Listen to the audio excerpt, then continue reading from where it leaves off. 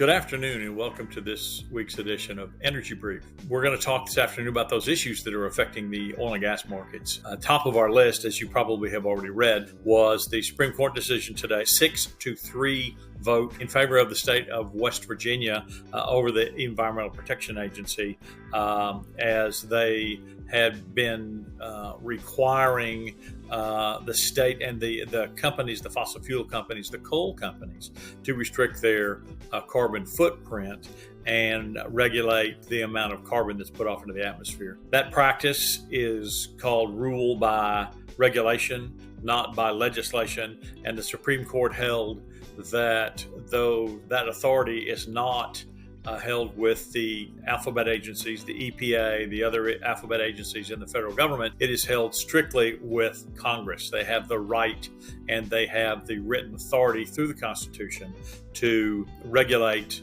emissions if they so chose. It is not something that can be left with the EPA. This will have a far-reaching effect throughout the rest of the federal government, as there has become many practices throughout several different agencies that they're starting to write regulations and monitor regulations and fine for regulations and put very onerous fees in place to restrict the activity, specifically against fossil fuels. Case in point was the SEC 2 weeks ago, as they announced that they were going to require that any company that does business with a fossil fuel company had to report their carbon footprint, had to report the carbon footprint of their customers and their customer suppliers as well. This is a very onerous requirement on the entire industry and was designed to drive it down, to pull it back from its dominant position, as 85% of the energy that's produced in this country comes from fossil fuels. It's a practice that was considered as if these alphabet agencies were the judge, juror, and executioner as well. This was a very positive step for specifically the oil and gas companies, and with the ESG type governance that we're seeing recently in the oil patch today. Once again, last week we had the invitation of 7 oil companies come to the White House to meet with the Energy Secretary, Jennifer Granholm. President Biden did not attend. He chose to attend a wind power meeting, just briefly make an appearance at that meeting, and not attend the meeting that he himself had called with ExxonMobil, Marathon Oil, Shell, Phillips Petroleum, BP, Valero, and Chevron. Strangely enough, not a whole lot has come out in the press about what has happened, other than that it has been characterized as a productive meeting. The Biden administration asked that the oil and gas folks, the refinery folks, produced more refined products, gasoline, diesel fuel, to help bring the price of diesel down and help try to work on the amount of inflation that we're seeing in this country today. We also heard from the oil and gas people who said they wanted to see a change of attitude in the Biden administration. It's one of those issues that vilifying the E&Ps, the exploration and production companies throughout the United States, has a detrimental effect and is causing harm to the overall industry. And that has been a big issue. We had a lot of big metrics this week as well. We had durable goods that came in on Monday. We anticipated a plus 0.1% increase in the durable goods. We actually got a better than expected increase. We got a 0.7 increase in the durable goods.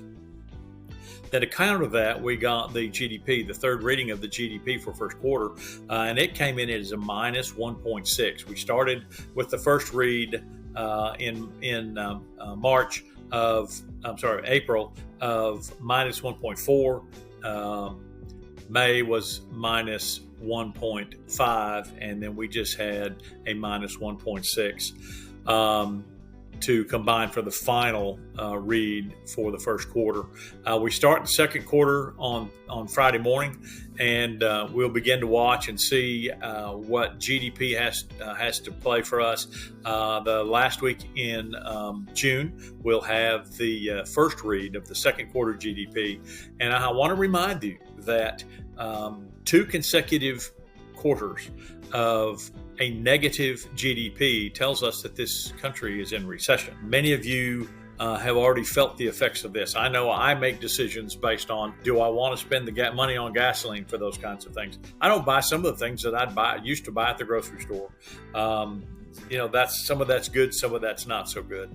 But the fact is, nobody likes to be felt like they've been restricted from purchasing or from the freedoms that they had before, and being able to drive freely and make decisions about maybe driving to see a relative or something along those. So those lines, that could be a concern. The Fed themselves also watch what's called the core PCE, which is personal consumption expenditures. The core PCE number is something that the Fed uses as one of their metrics that they measure their inflation by. And we saw a bit of a downtick today, not a whole lot, but we anticipated a plus 0.4% in the core PCE. We got a plus 0.3, which tells us that we're beginning to see a little bit of a pullback. These are issues that are driving our markets today. We do have 3 tropical systems that are in the Atlantic basin. We're concerned that one of those could possibly move and head towards the refinery-rich Golden Triangle area, Beaumont, Port Arthur, Orange, on the coast between Louisiana and Texas. Flooding events are what really affect the refineries more than anything, not high winds, but the flooding events. So we're going to keep an eye on that. Those are issues that will play. We start the second half of 2022, and we just simply ask you this. Are you better off today than you were?